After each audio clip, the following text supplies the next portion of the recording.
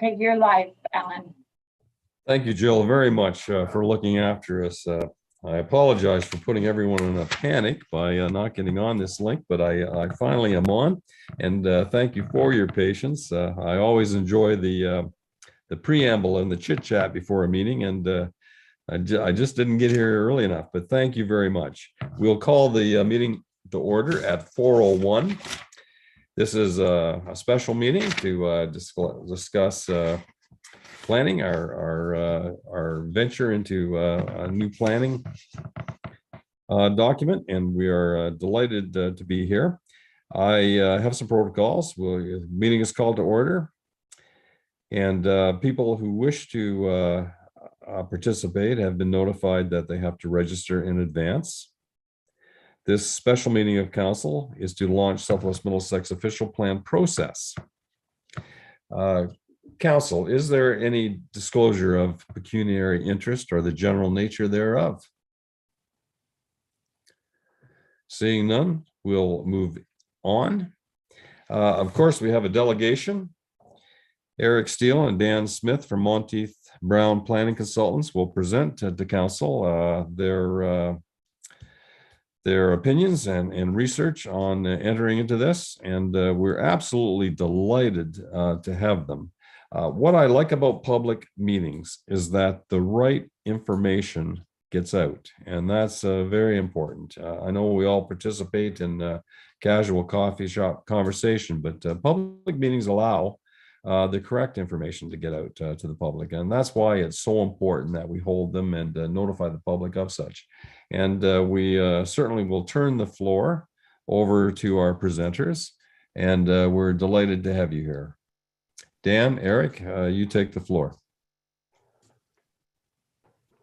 Thank you, Mr. Mayor and members of council. Good afternoon. I'm Dan Smith from Monteith Brown Planning Consultants, and I'm joined here today with my colleague, Mr. Eric Steele from our firm. Eric will be running the slide presentation for me as I speak to it. We are here today to introduce the public launch of the official plan review for Southwest Middlesex.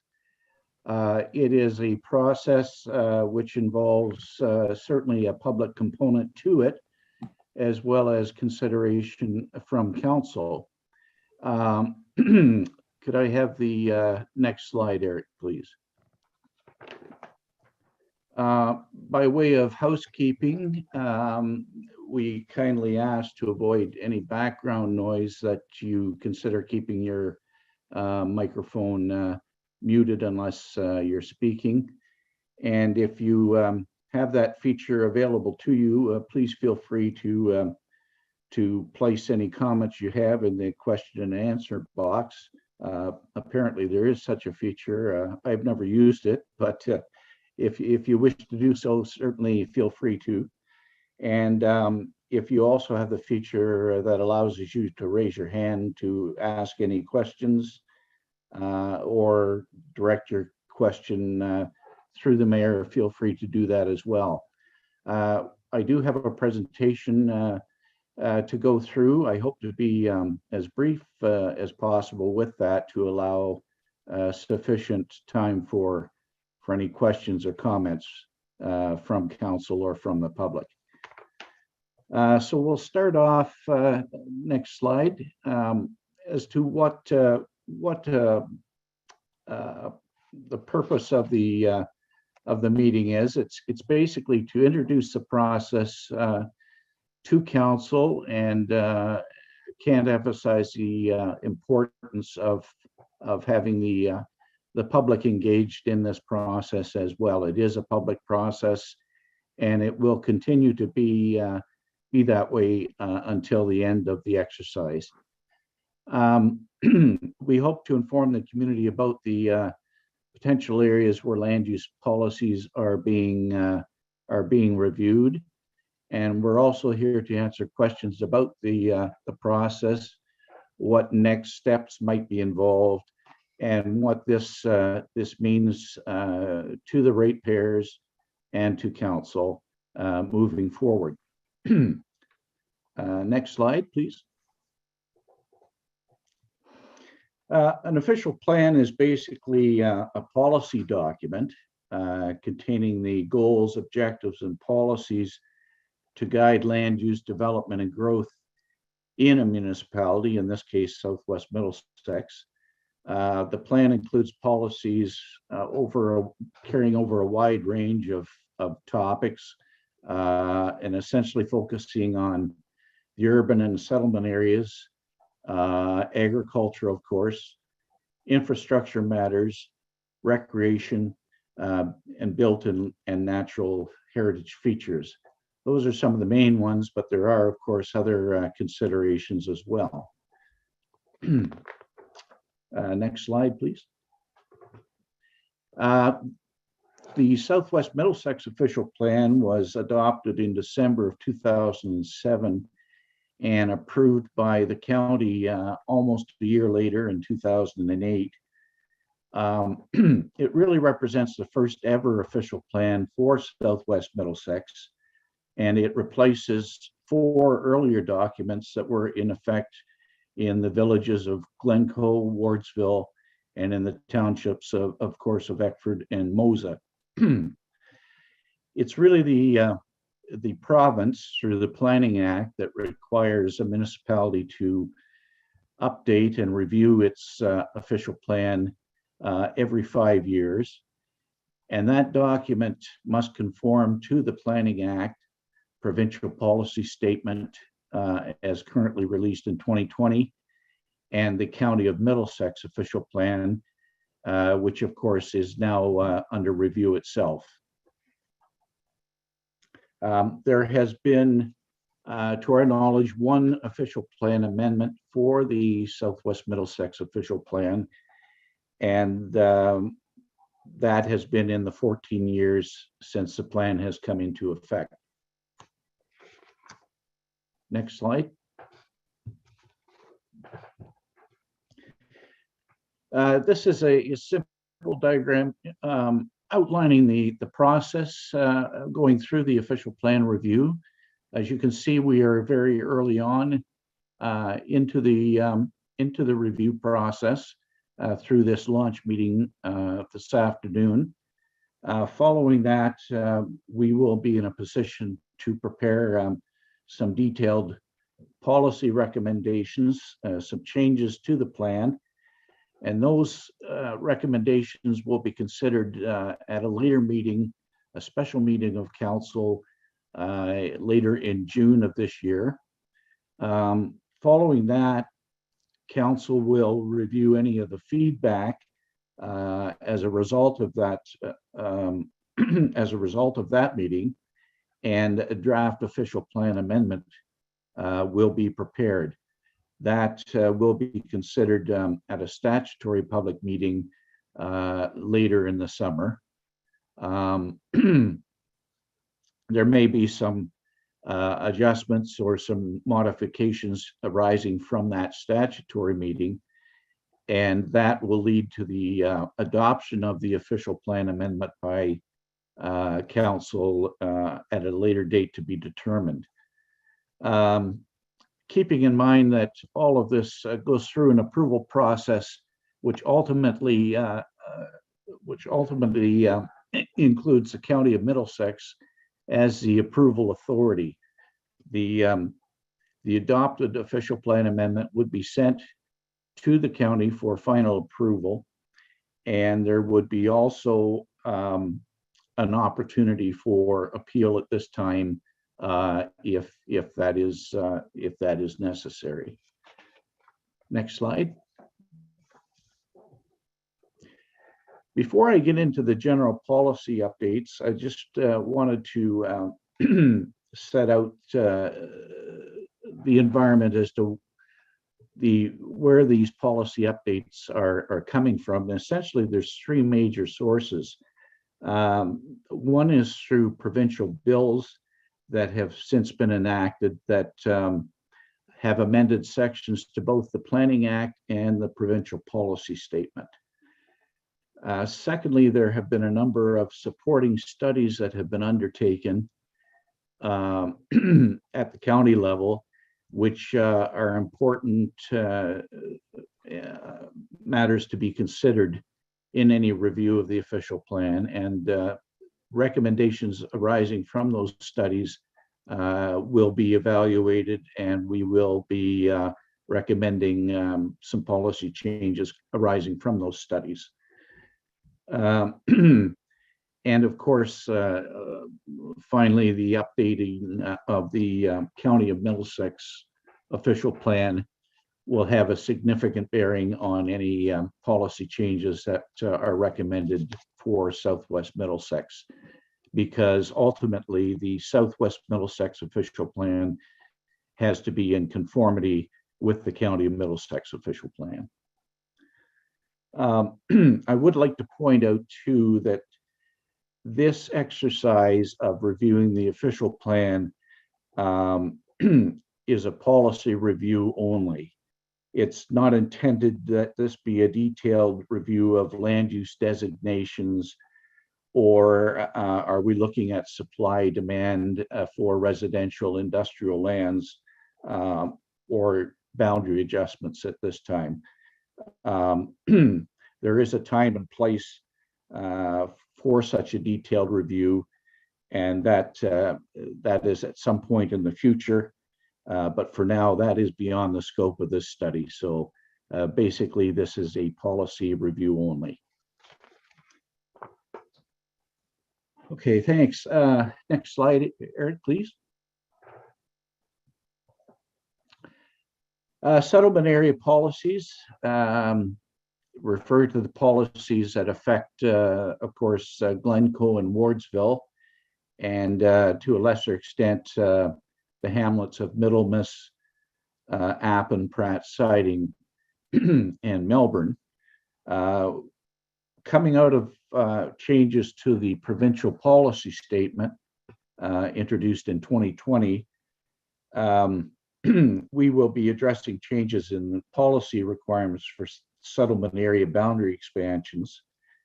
The official plan needs to be amended to address the criteria of the provincial policy statement, which speaks to the review of alternative locations for boundary expansions based on avoiding agricultural land. It also would include policies to permit minor settlement area boundary adjustments that are outside of a municipal comprehensive review.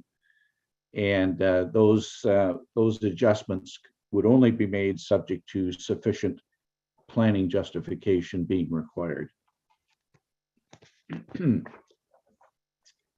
Next slide, please.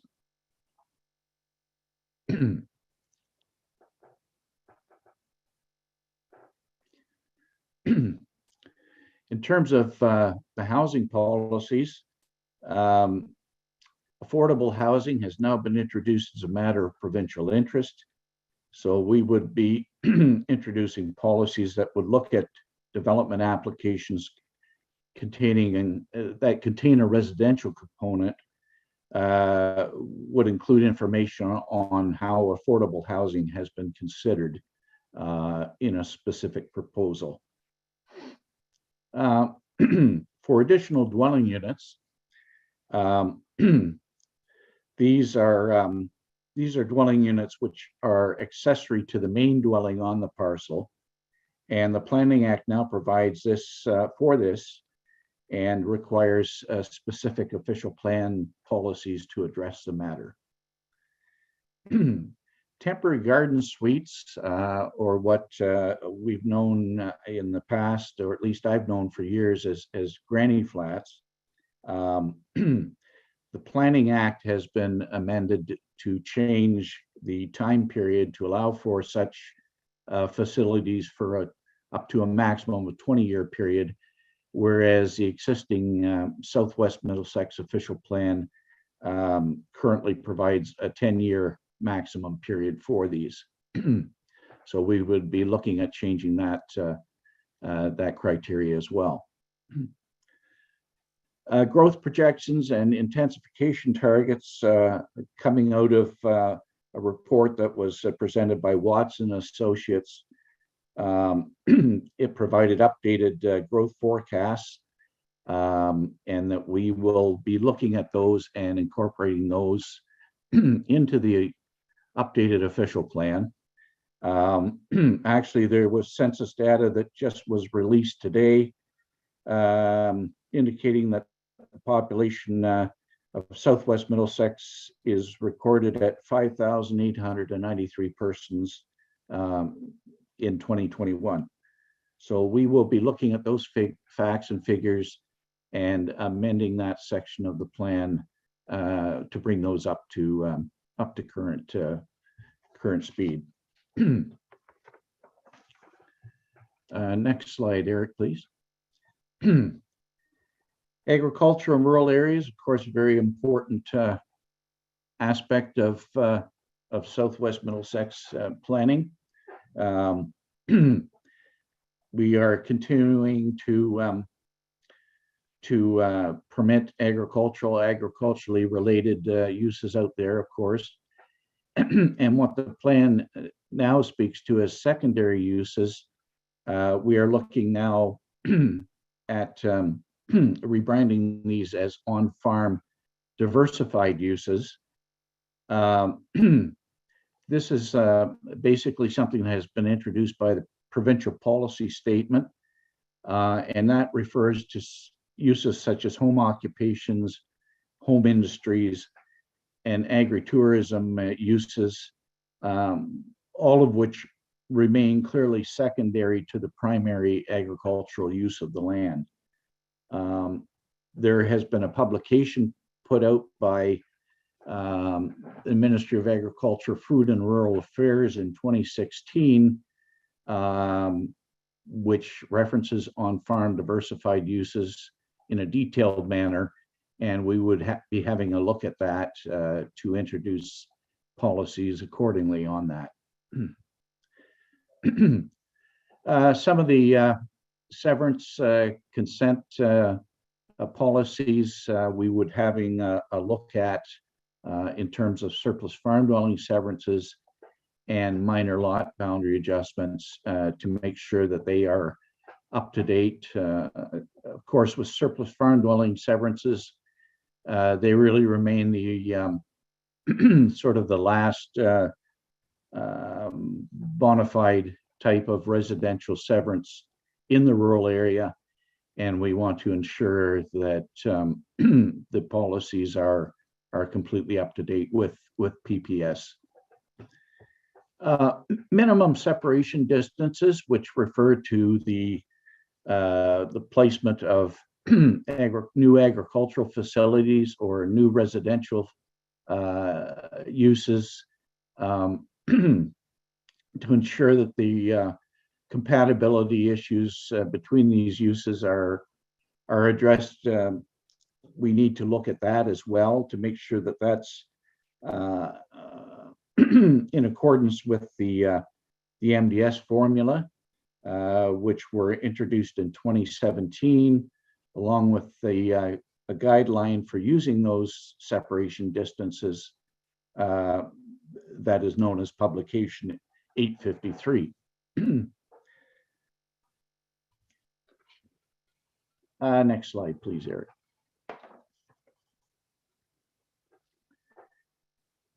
Employment and industrial policies. We're looking at updating the policies again in accordance with the provincial policy statement to permit the conversion of employment lands to non-employment lands outside of a comprehensive review,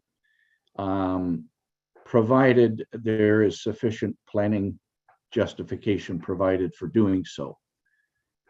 We would also include policies that mitigate impacts to sensitive land uses from employment and industrial lands. So where employment lands are identified or planned, the separation or mitigation from sensitive land use must be provided for. And so land use compatibility in surrounding area must be at the forefront for any consideration in this regard. Next slide.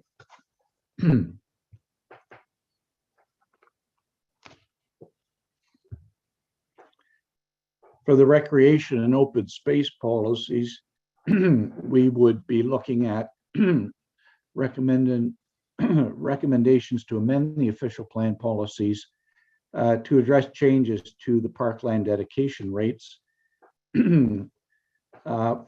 Formerly, the dedication under the Planning Act was for 1 hectare per 300 dwelling units, and now it has been changed to 1 hectare for every 500 dwelling units.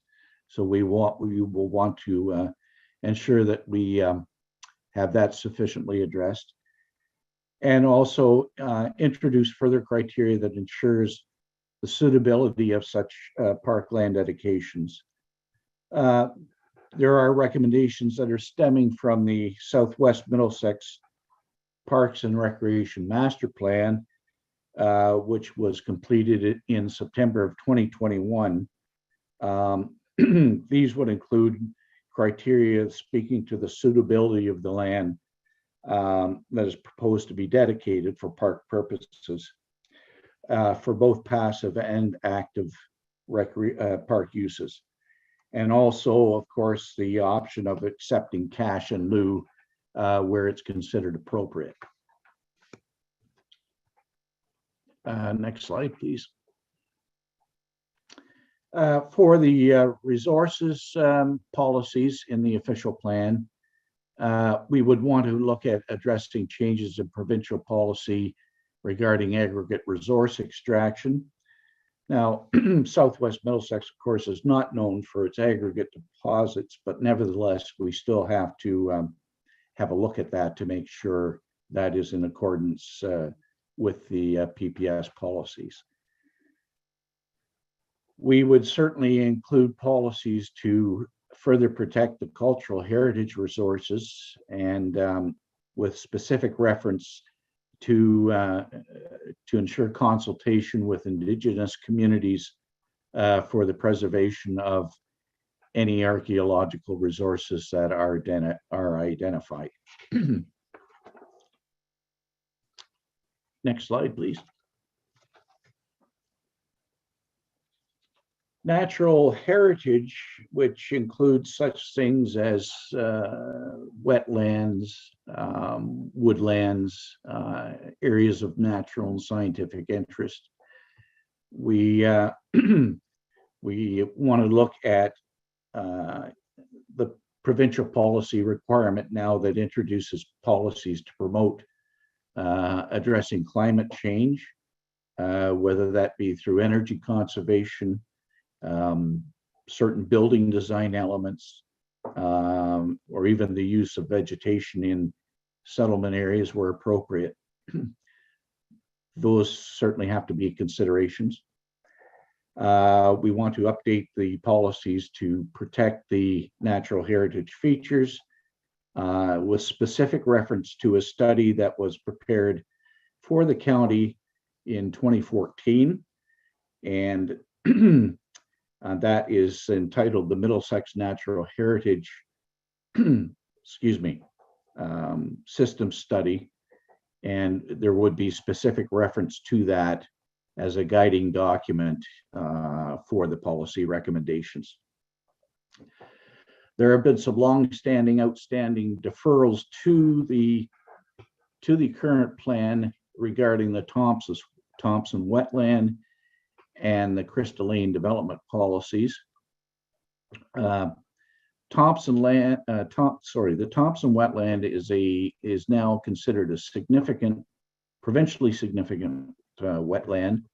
It encompasses quite a large area near Melbourne Road and Glendon Drive, if I have that area correctly. I'm just going by memory. Crystalline is a residential development of about 18 lots that took place in the early 1970s. It's identified as a special development area in the official plan, and those lots were created prior to subdivision control coming into force. So there have been some longstanding issues with the area, and we will be revisiting those policies to ensure that they are currently up to speed and address any of the requirements of the provincial policy statement, particularly as it may affect any of the lots that are currently undeveloped. Next slide, please. Matters of provincial interest is always an important consideration in terms of planning evaluations. These matters of interest are set out in Section 2 of the Planning Act, and there have been some matters introduced which address affordable housing, the built form, sustainable development, pedestrian-oriented development, and climate change. Those are a few of the matters that are now considered matters of provincial interest, and we want to ensure that they are covered off in any update to the official plan. Outlining requirements for complete development application submissions. The current official plan currently speaks to these briefly, but we want to ensure that we're identifying a list of the potential technical reports and studies that may be required as supporting information depending on the complexity of the planning application that is submitted to the municipality, and also speak to the need or the importance of having pre-consultation so that an owner or proponent has the opportunity to discuss their proposal with the planner and with other municipal staff to ensure that a complete application is submitted. We would also be looking at perhaps amending policies regarding site plan control. Under Section 41 of the Planning Act, there is now a requirement that facilities be designed, of course, to have regard for accessibility for persons with disabilities. So we want to ensure that appropriate policies are included in that regard. Next slide, please, Eric.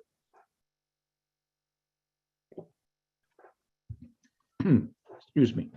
The next steps in the process, as I briefly went through, there would be a special council meeting to present a more detailed policy recommendation to the municipality. This is a meeting that is a requirement of the Planning Act, and it is a meeting that is open to the public. Once that meeting is held, it would give council an opportunity to review the comments and any feedback that is received, and it would provide us with the opportunity to draft up a series of detailed recommendations through the preparation of a draft official plan amendment. That amendment would in turn be considered at a statutory public meeting, again required by the Planning Act, and the preparation of those final policy changes. And that would occur again later in the summer of this year. Next, to stay informed in the process, we encourage the public to visit the municipal website to find out more information as it becomes available on the process. There is contact information listed on your screen there, and certainly feel free to also contact either myself or Mr. Steele if you so wish, and we'd be happy to answer all your questions. So that, Mr. Mayor, is the extent of my brief presentation to council, and I'll turn it back, open it back for public discussion, or if any members of council have any questions. Dan, thank you very much. You covered a lot of ground in a very brief period of time. It was my hope to end council by around 5:15, 5:20 this afternoon. So we're right on schedule. We have another meeting at 7, of course, and we want to make sure they have some nourishment between two meetings. Dan, that was very enjoyable. There's a process. I think it's a journey before us. You've covered a lot. Some of the headlines that you have mentioned, no doubt each counselor has certain interests in certain subjects, and you've covered many of them, and I'm sure it cued some thoughts on many. We'll open it up to the floor. And Eric, thank you for your technical ability there at moving those slides. We appreciate that. Council, any questions you'd like to address to Dan through the chair?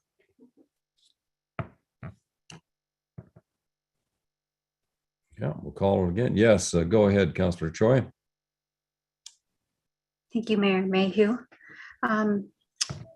To Dan or Eric, the ADU, the additional dwelling units, could you go into that a little bit further? I know they were discussed in the county official plan, and I believe there are 3 different options that can happen. Can you go into that a little bit further, please? Thank you, Councillor Choi. Dan, at your convenience, I'll let you respond. Well, excuse me. Our experience with additional dwelling units we've seen some municipalities change to adopt policies in their official plans to permit these. More so in settlement areas as opposed to the rural areas or agricultural areas. But they are generally considered favorably. It is looked upon as they do provide the owner with a bit of flexibility in terms of allowing additional room for accommodation, either in the primary dwelling or within an accessory building. Sometimes there's issues regarding servicing of these additional dwelling units. I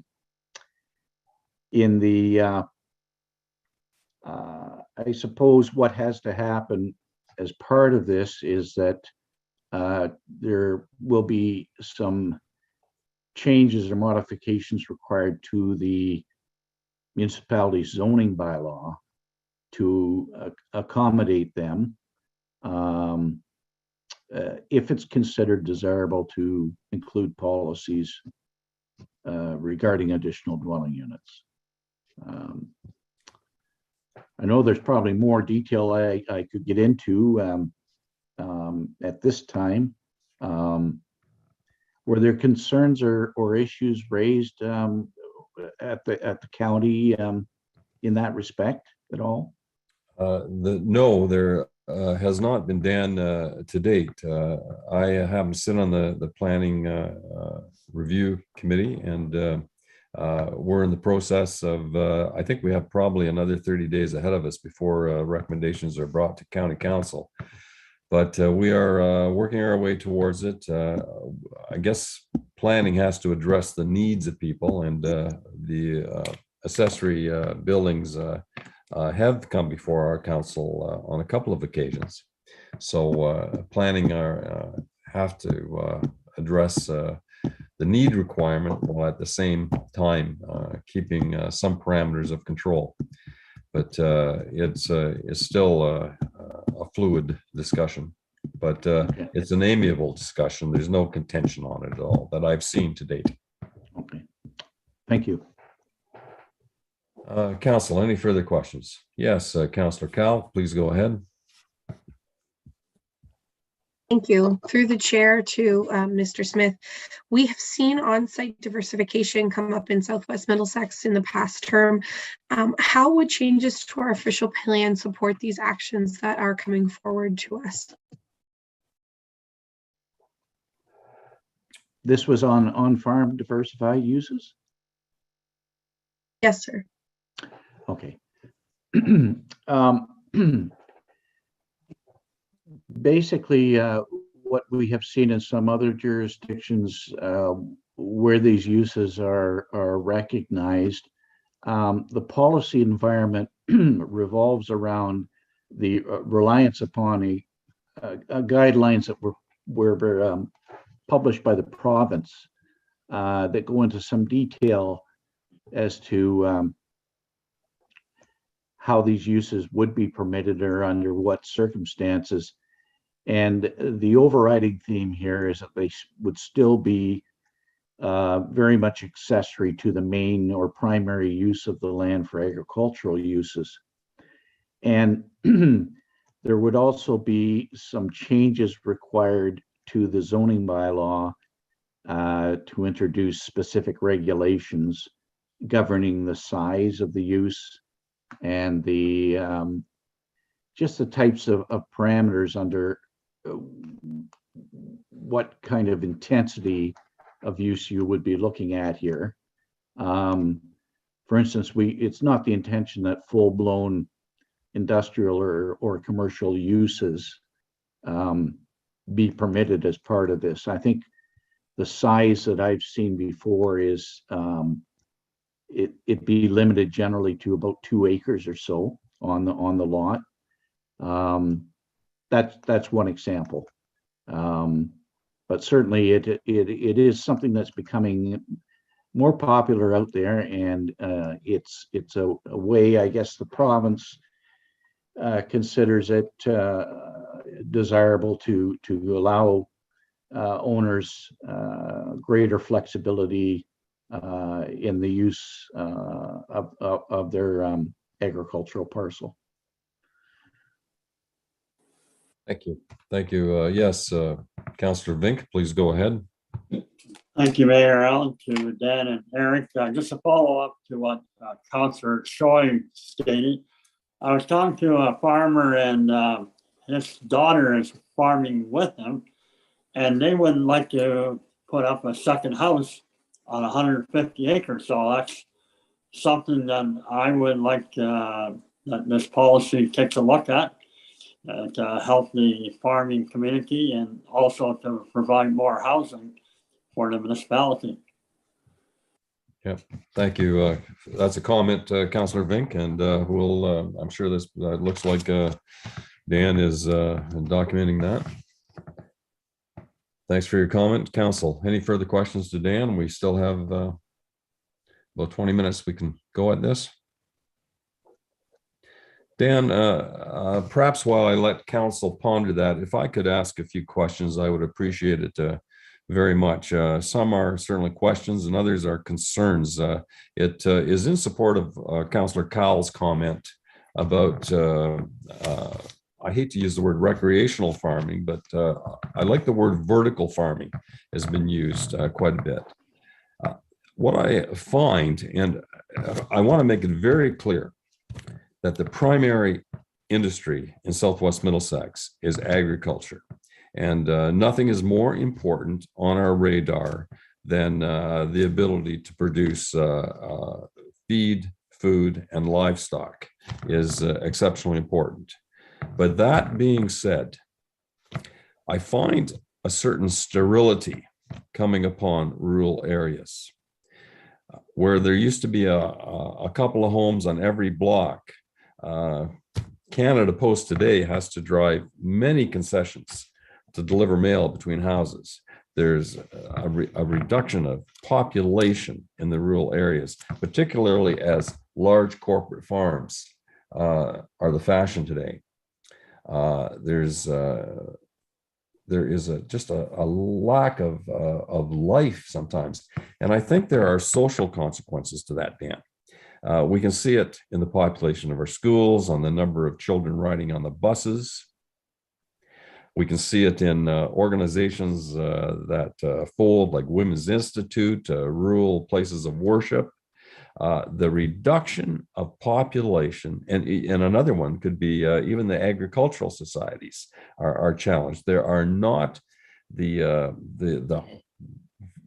availability of people living in the country, and that's why I think it's very important to have a balance. We must protect that agricultural industry, but we will be getting to a point where factory farming will replace rural life.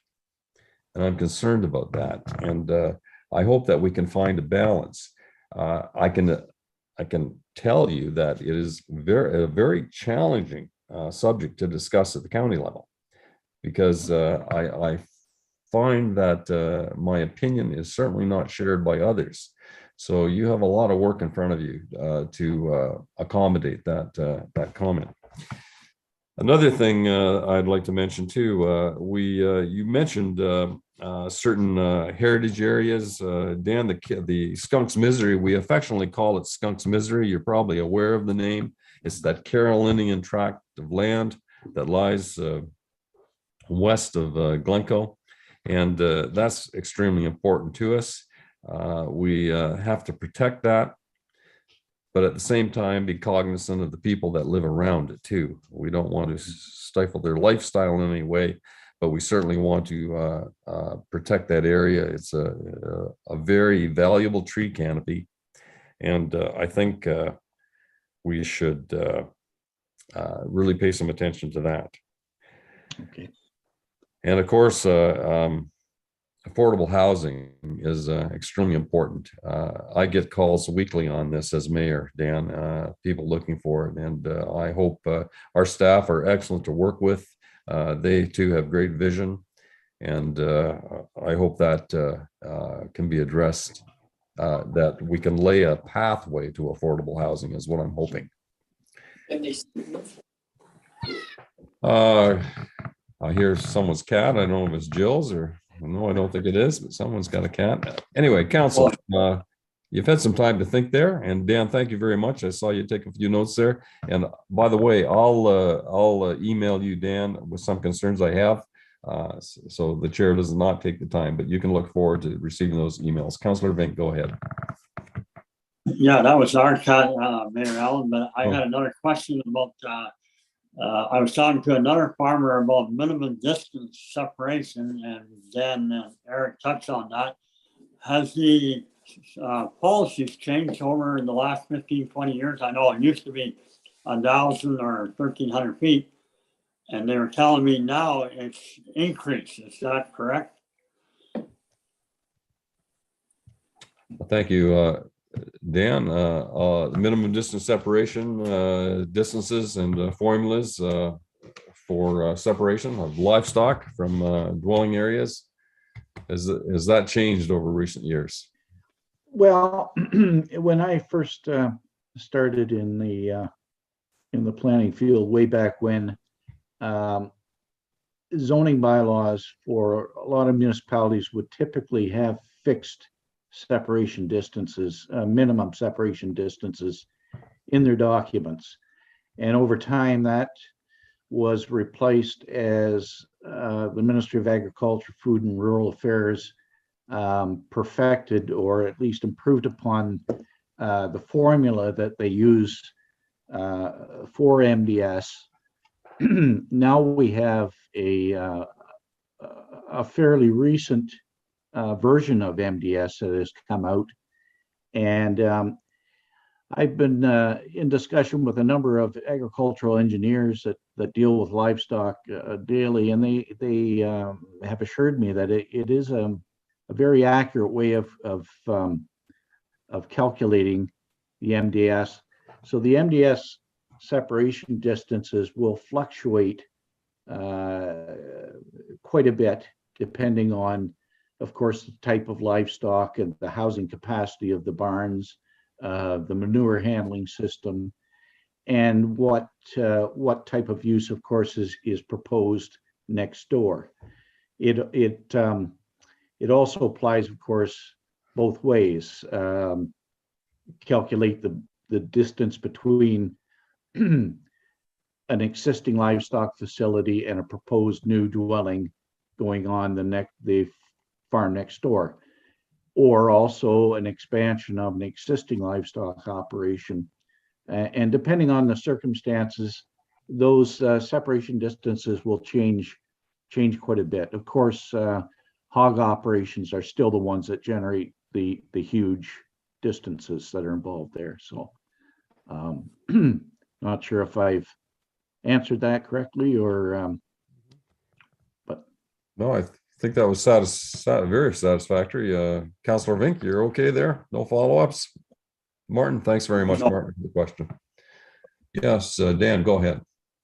yeah, just to follow up, Mr. Mayor, on your comment about the rural areas in general, and the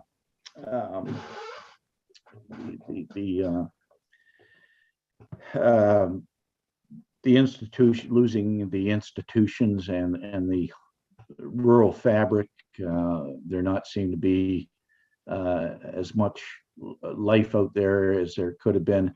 It's interesting that again, when I started, the range of residential severances that were permitted was much more than what you have now with surplus farm dwelling severances.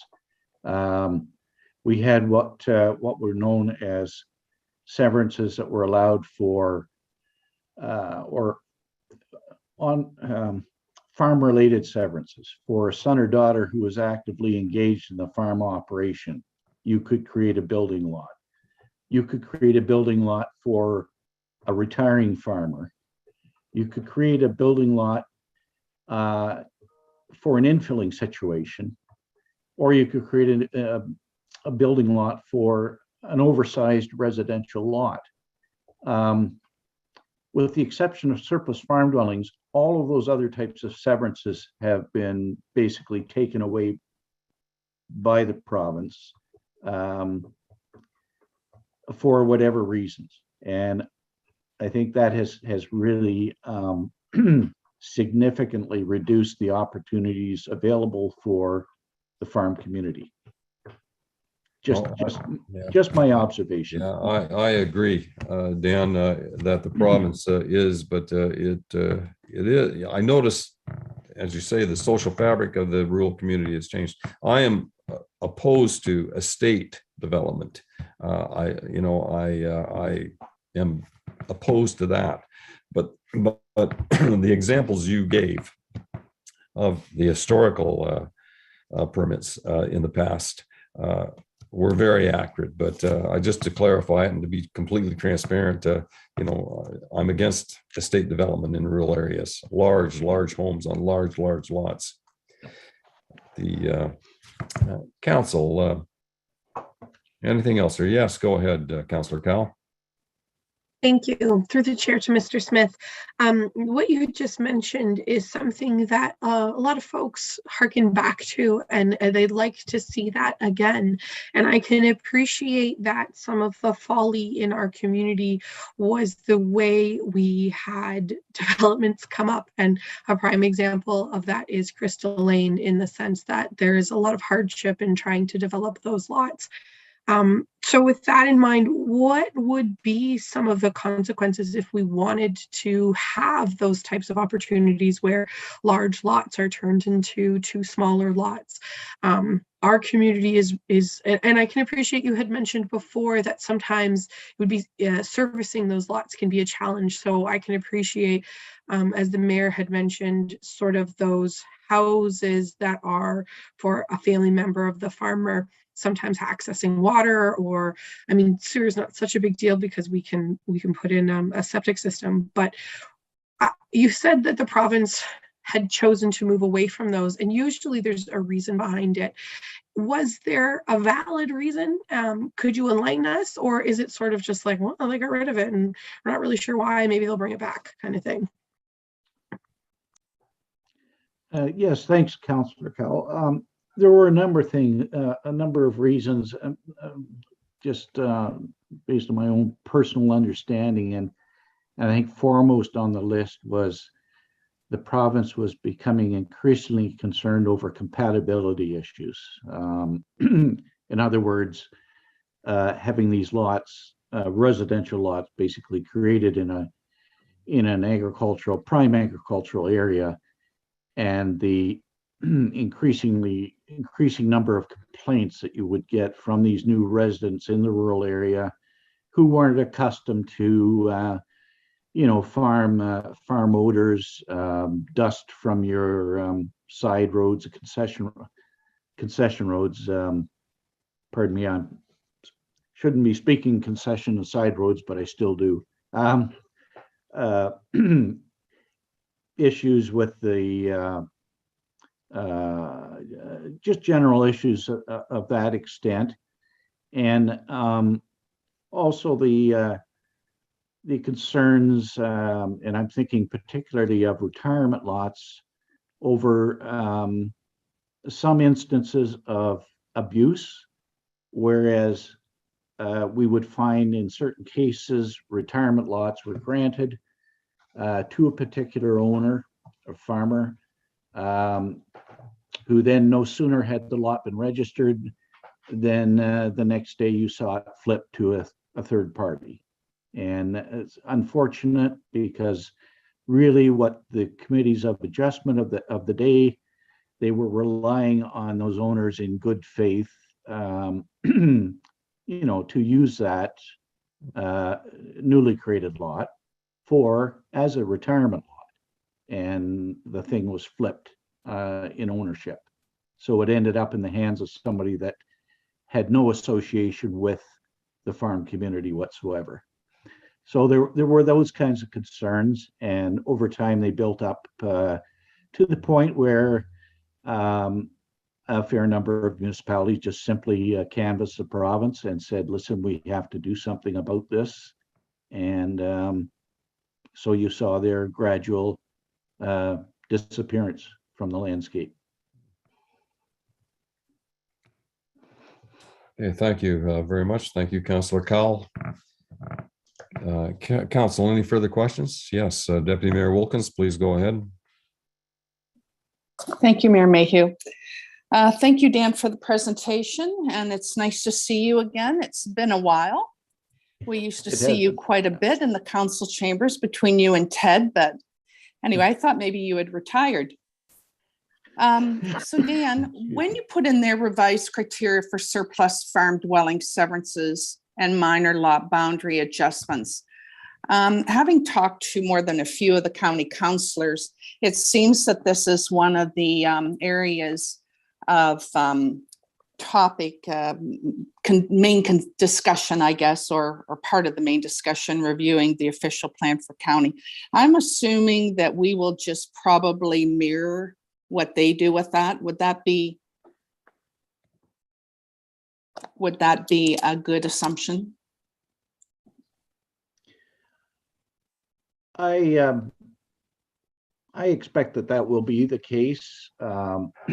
Certainly, Southwest Middlesex, can introduce its own criteria, provided they, still maintain conformity with the official, with the county OP. But they can have a look at of different policies more.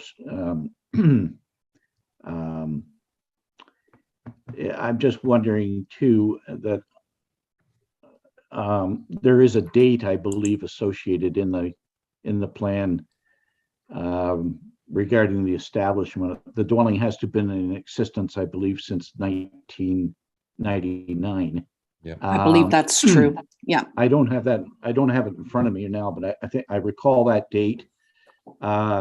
Sometimes what happens, municipalities decide that they'd rather see a floating date in the plan for the dwelling itself, and whether that would be 10 years, 20 years.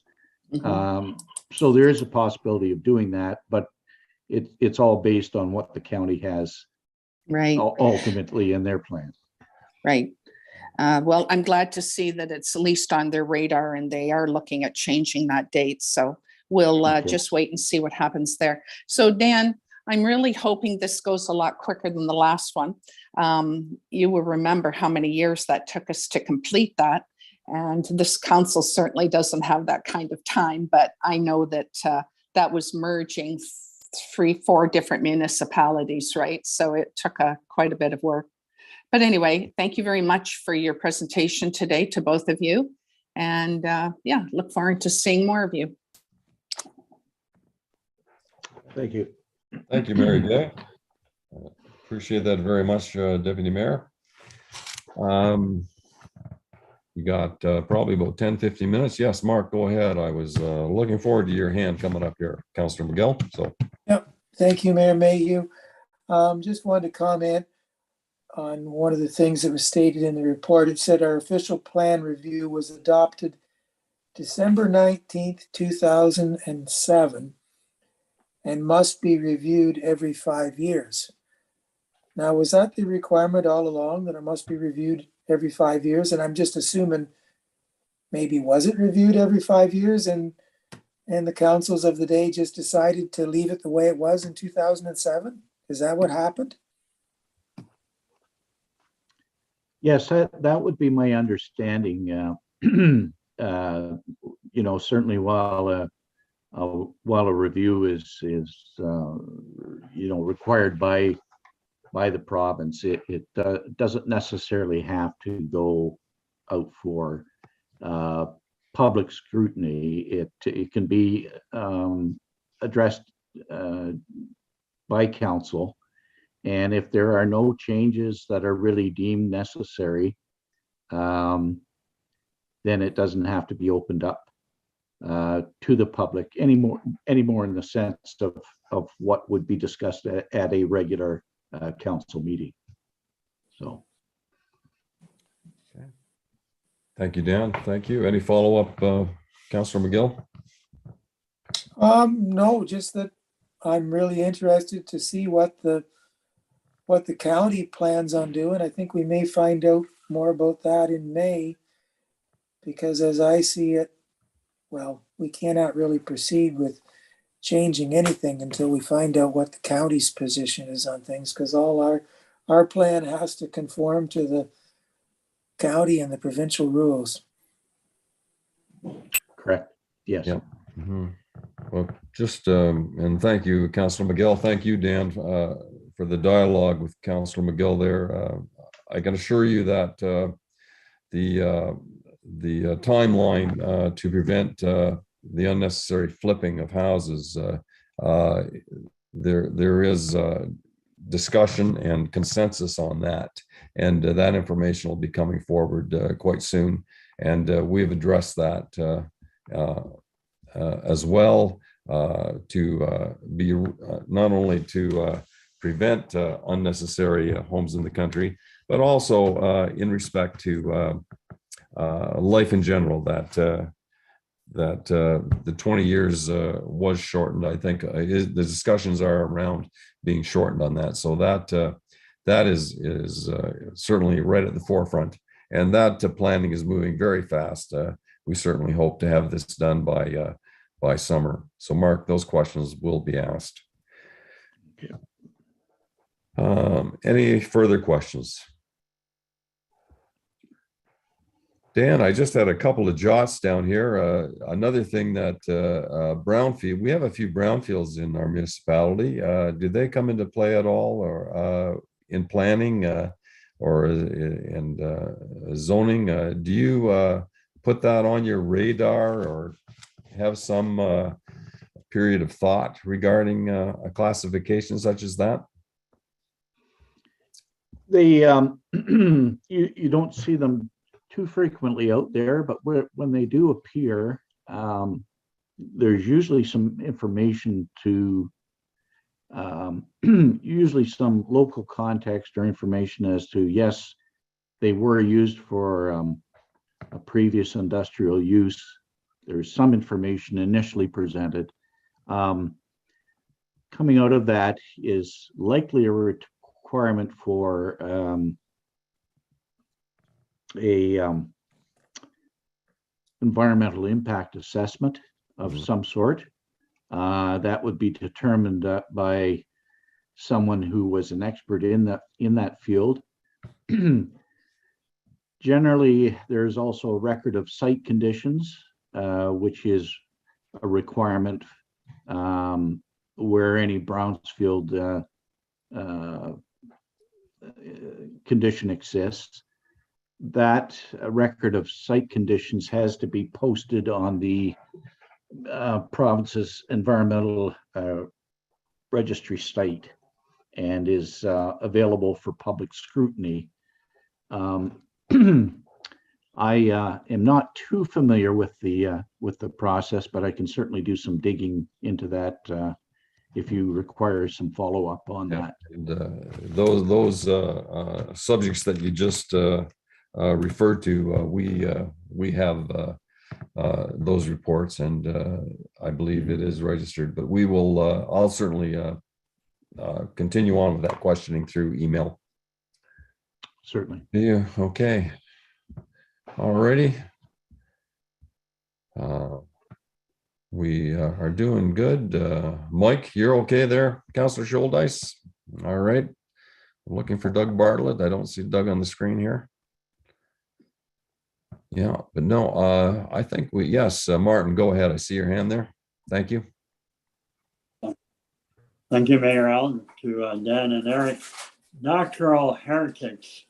Does the owners have any input on these policies?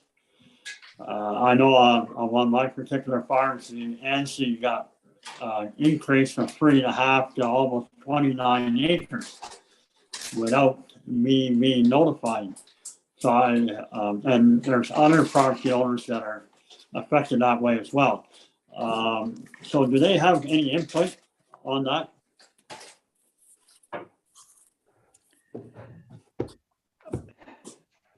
Again, that is something that I'm not overly terribly or have dealt with to any great extent in the past. I certainly do know of instances where the ministry has reclassified wetlands or significant woodlands without the owner being aware, or in the case of the Thompson Wetland, without the municipality actually being aware of the change in classification.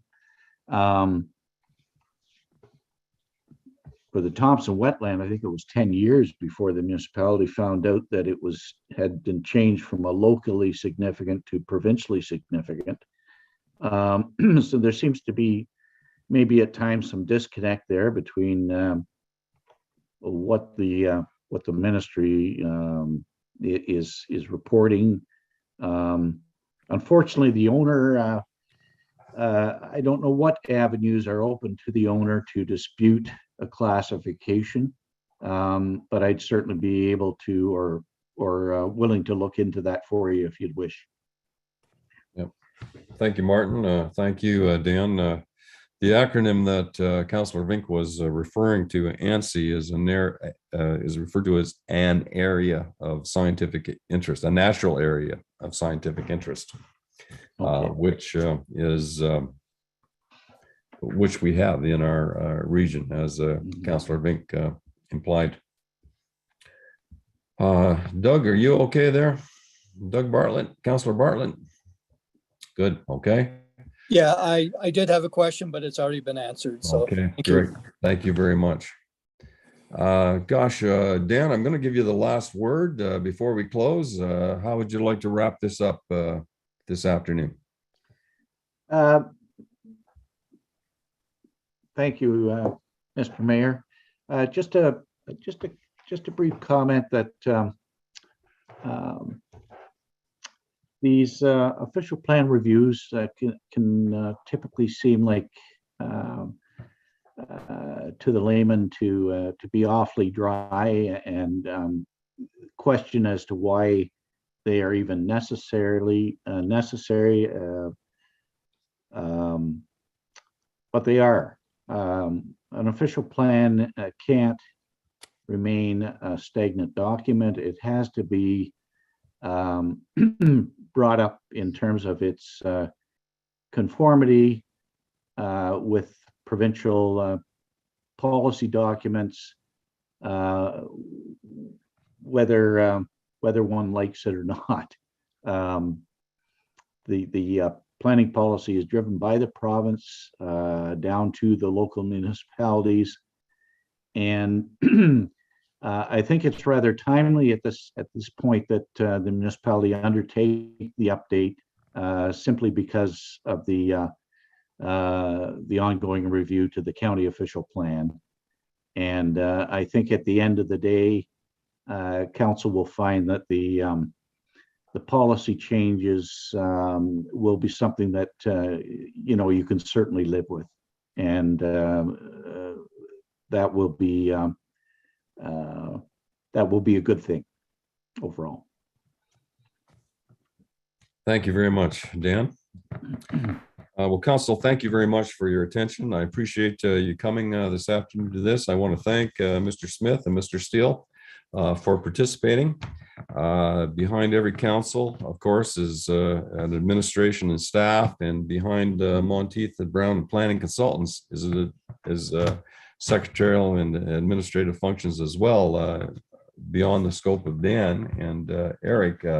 And being today, being Administrative Assistance Day in the province, I think we should thank all those behind the scenes that have enabled this meeting to begin. And it will continue under their assistance and guidance. And we thank those who are behind the screens in this meeting. And we appreciate the patience of the public, and we look forward to seeing you gentlemen down the road. I'll ask if there's any further questions, failing which we'll close the meeting. Okay, the meeting, there is a bylaw that we have to have a confirming bylaw. Would someone move that this meeting number 2022-035 be held? Thank you, Deputy Mayor. A seconder? Councillor Choi. All in favor? Please raise your hand. Confirming bylaw has been adopted, and the chair will adjourn the meeting.